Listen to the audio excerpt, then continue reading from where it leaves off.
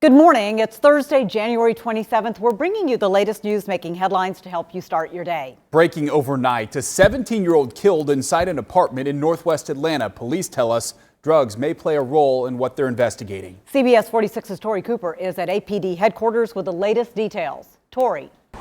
Yeah, good morning, Robin Gervier. Police here at Atlanta Police Headquarters tell us they're just starting to get their very first pieces of information in this homicide investigation. They say around 10 p.m. is when they started to receive multiple calls about a person shot at an apartment complex. Now, when they arrived on scene, they found 3 people were shot, including a 17-year-old boy who had been murdered. But now investigators are telling us they believe they know what the gunman was after.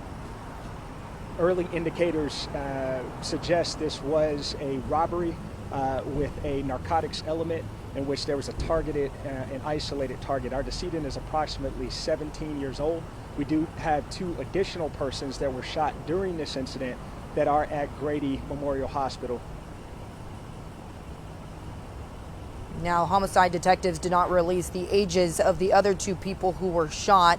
This all took place at the Commons apartment complex on MLK Road and Middleton Road in northwest Atlanta. They tell us they're interviewing people who were in that area. They've already collected some ballistic evidence and some electronic evidence from that scene. Obviously, the next step in that investigation is they process that evidence right here at police headquarters. Of course, there's no suspect in custody right now. If there was, we would have shared it with you.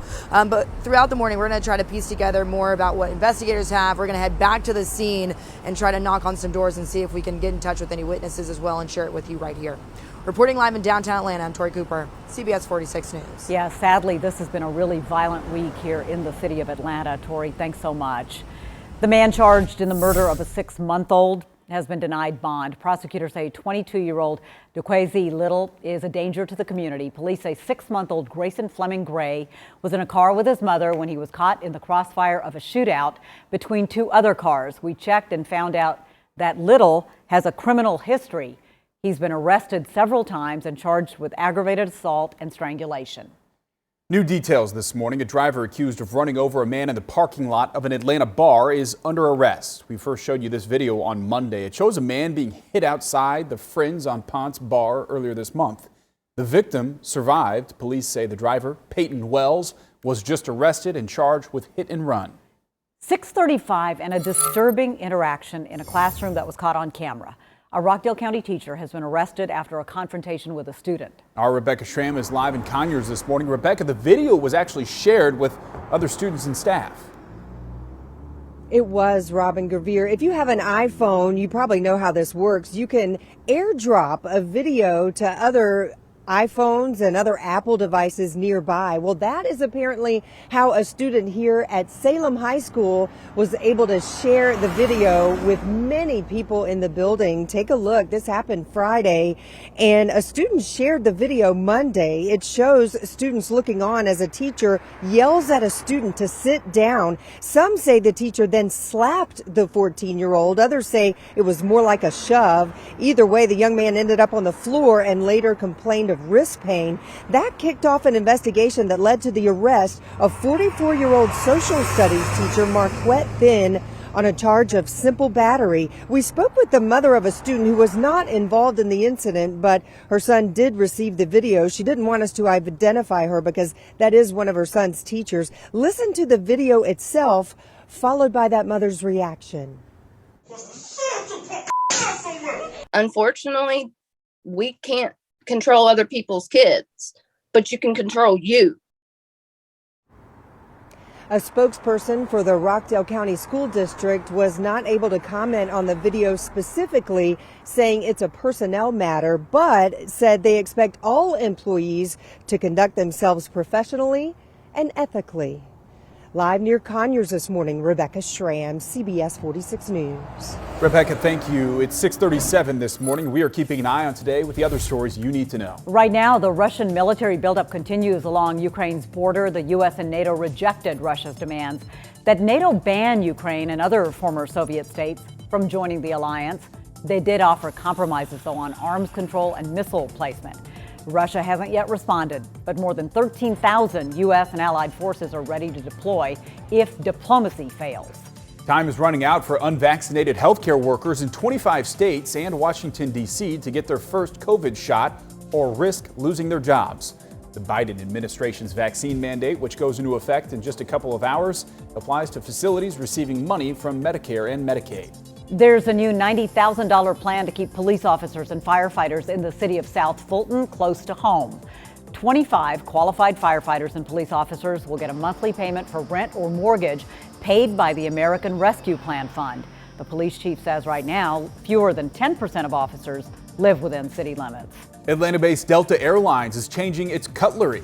Moving forward, you'll eat your meals using knives, forks, and spoons made of bamboo. Delta says this is part of its mission to reduce single-use plastics on flights. Okay, no more spoilers if you play Wordle. Twitter has removed a bot that revealed the next day's answer.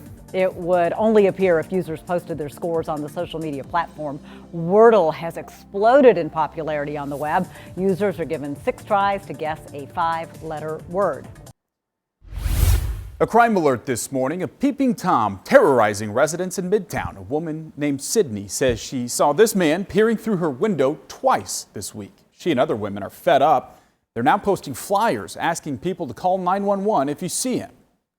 I'm debating sleeping in my bathtub because that's the only room in my house without windows, because he's looked in every single one of my windows for an extended period of time. He's targeted other people in the neighborhood. Our building alone has had 7 incident reports from the cops since July. Reports of a peeping Tom on Myrtle Street date back to 2019. Legal experts say even if you recognize his face, authorities need a name to make real progress.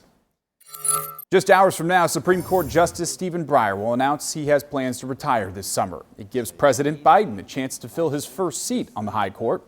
CBS's Deborah Alfarone is on Capitol Hill with a look at the frontrunner.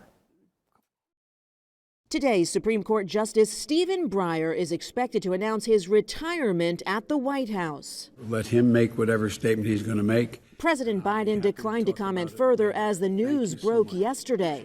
But the president made this declaration on the campaign trail in 2020. I'm looking forward to making sure there's a black woman on the Supreme Court. The top candidates are all sitting judges. The frontrunner, 51-year-old federal appeals court judge Ketanji Brown Jackson, a Harvard Law School graduate and former law clerk for Justice Breyer. Breyer will likely stay on the bench until the end of the court's term this summer. Then all eyes will be right here on Capitol Hill for an intense confirmation process. We want to get this done as soon as possible. Breyer's replacement will not change the court's ideological balance, a 6-3 conservative majority. Deborah Alfarone, CBS News, Capitol Hill. It's approaching 17 minutes after 6, and scientists are closely watching a new type of Omicron variant. It's being called the stealth Omicron because it's pretty tough to detect. So far, 96 cases have been detected in the U.S. Experts say it's a subvariant of Omicron, but right now there's not enough data to determine whether it's more contagious or more toxic. The CDC estimates that at least 62,000 more Americans could die from the coronavirus over the next 4 weeks. The U.S. now averages more than 2,200 COVID deaths a day. That's a 21% increase since last week. Georgia reported more than 13,000 cases yesterday alone. And developing for the first time in 3 years, the Federal Reserve expected to raise interest rates in just a month or so in March. It comes as the Fed focuses on fighting the highest spike in inflation in decades. Overnight, Asian stock markets tumbled on the news. Investors are expecting as many as 4 rate hikes this year. The Fed also says monthly bond purchases that push down long-term rates by inserting more money into the financial system will be phased out in March.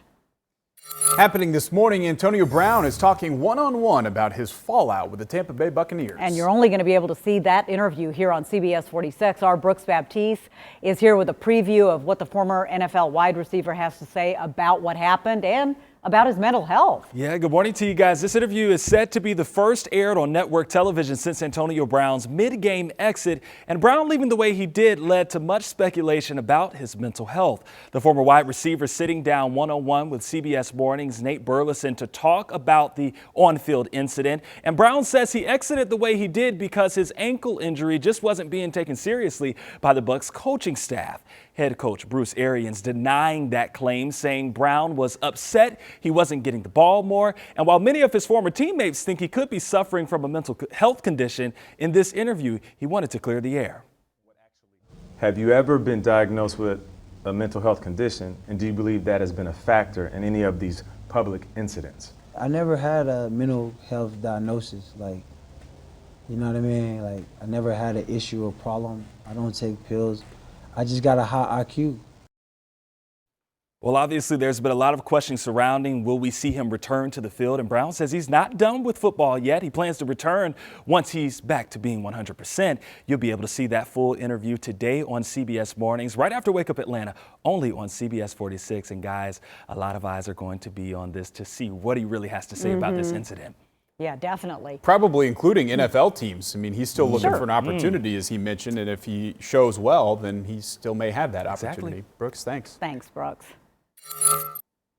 You're going to finish in second place with 19,600. Roan Talsma, you are our new Jeopardy champion. After a 40-game winning streak, Amy Schneider has ended her reign on Jeopardy, the clue that stumped her, the only nation in the world whose English name ends in an H. The answer, what is Bangladesh? A new executive order from President Biden will change the way sexual harassment and assault cases are prosecuted in the U.S. military. The historic changes to the Unified Code of Military Justice go into effect immediately. It's part of an ongoing effort to shift sexually related crimes from military prosecutors to independent investigators. It comes after the murder of Army Specialist Vanessa Guillen at Fort Hood in Texas in 2020. The Army says she was sexually harassed by a superior before her violent death. The suspect later took his own life before being arrested. Right now, Spotify is working to pull Neil Young's music from its platform. It comes 2 days after Young called out Spotify for continuing to host a controversial podcast. Young says through the Joe Rogan experience, Spotify is, quote, spreading fake information about vaccines, potentially causing deaths. Rogan has one of the most popular podcasts on Spotify with an estimated 11 million listeners per episode. He's also repeatedly spread misinformation about the COVID vaccines, including at one point claiming that young, healthy people didn't need to worry about COVID. Wow. Well, this morning, the smartphone competition is heating up as Apple sales break a record worldwide. Our Brooks Baptiste joins us with the stories topping your social media feeds this morning. Brooks? Hey, good morning to you guys. Well, look, it's been some years, but Apple is back on top. The company dominating, selling more smartphones than any other brand worldwide. Apple reaching its highest ever market share in China, securing the top spot in the country. And the increase is likely because of the iPhone 13 sales. That's according to researchers. But the smartphone wars are heating up because Samsung is planning to release a new Galaxy S device next month. Minnie Mouse is switching things up, reclaiming her power with a major wardrobe change for the first time ever. The longtime Disney sweetheart, she's going to be trading in her iconic polka dot dress for a pair of pants. Disneyland Paris announcing Minnie will wear trousers for its upcoming anniversary celebration.